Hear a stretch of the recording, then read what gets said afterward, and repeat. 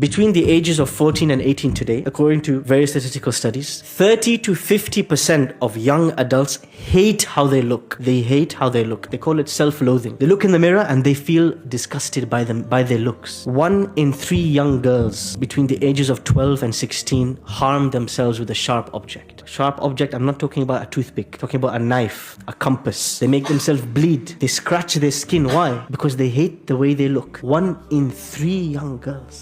This sad scenario that we have today, this obsession with looks, this obsession with one particular form of beauty and everything else is ugly. This study that was done across 5 countries, what was the number one reason people have reached the position, young people have reached the position they hate how they look? What was the number one factor? The media, social media, what they watch, the Netflix that they watch, Amazon Prime subscriptions, the movies that they watch.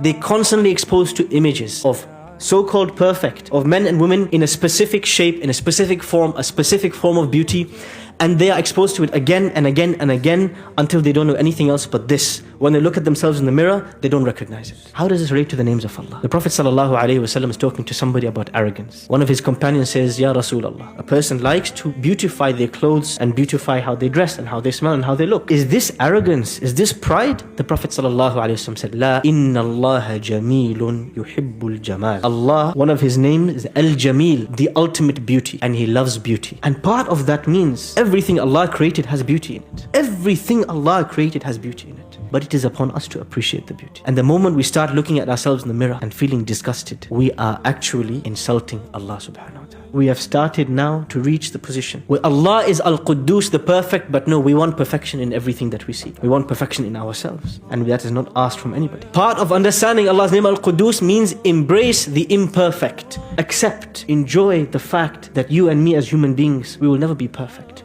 But there is a beauty in every blemish. In every ugliness, there is a beauty because it depends on who is looking. It doesn't depend on the one that's being looked at. In everything Allah created, there is something to appreciate.